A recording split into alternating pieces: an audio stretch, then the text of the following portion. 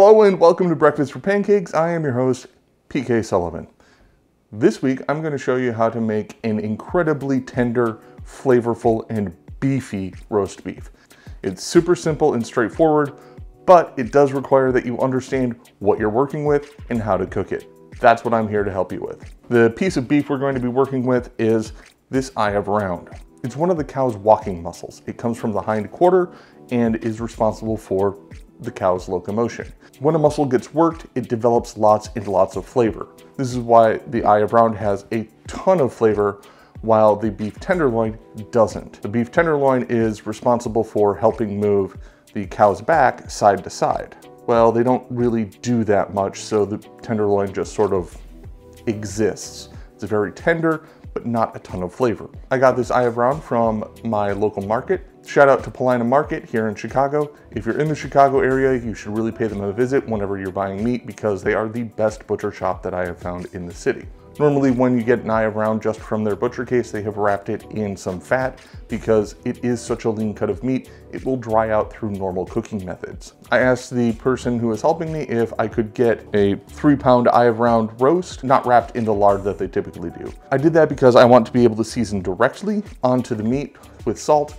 We're going to be cooking sous vide. It's not going to dry out. I really do appreciate having this roast trussed though, so I asked them to truss it the way they normally do, just leave the fat off. They were more than happy to oblige, and I got this beautiful looking roast that's gonna make amazing sandwiches. This recipe is as simple as it gets. I'm not gonna have the normal ingredients because you can see them right here. It's beef and salt. That's it. If you want to dry brine your beef, go ahead and do that for up to about 48 hours. This week, I need to keep things simple, so apologies, this is going to be a short one, but sweet, simple, to the point with a delicious recipe. All right, let's get to it. Generously season the roast all over with salt. Leave the roast trussed, as it will help retain its round shape during the cook rather than flatten out. I like the big round slices better, so I truss the roast whenever possible. Now package up your roast in a bag and drop it in your sous vide water bath.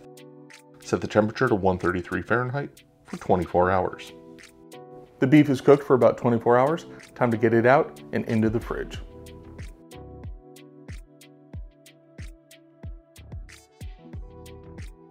The roast is fully cooked, but we're not done with it just yet. It needs spices, and that jus is beefy liquid gold. Save that. I used it to make gravy, but it makes a great jus as is for French dips. Now remove the roast from the bag.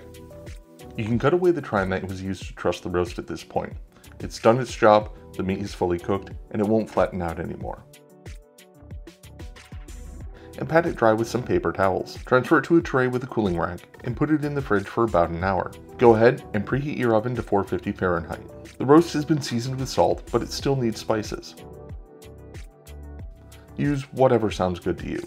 I'm making a quick rub out of equal parts black peppercorns, granulated onion, granulated garlic, and celery seeds. The surface of the roast is dry, so the spices won't stick without a binder. A thin layer of oil works just fine, but you could use yellow mustard, Worcestershire sauce, or really any sort of sticky liquid. Once the binder has been applied, gently dust the rub all over the roast, turning it to coat everything evenly. You don't want to burn the spices that fell to the bottom of the tray, so grab a new one and stick the roast in the oven for 20 minutes.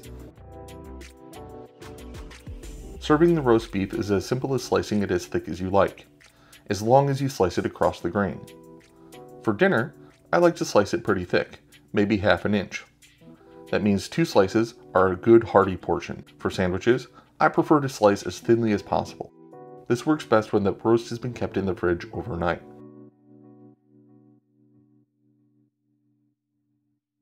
I made mashed potatoes and gravy to go with my roast beef dinner. I've done those on camera a few times, so links to some of those videos will be in the description. The beef is so tender. You can pull it apart with your fingers. The knife slides right through. And it is so beefy. Absolutely filled with flavor. The herbed gravy really plays a good accompaniment, with umami up front and subtle herbs at the end. Using the jus really amped up the beefy flavor in the gravy.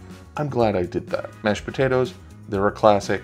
Make them the way you like them, and you'll never go wrong. There you go. That's how you get a perfectly medium rare, incredibly tender roast beef every time. This makes awesome sandwiches. Once it's been chilled completely, you can shave it with a good sharp knife.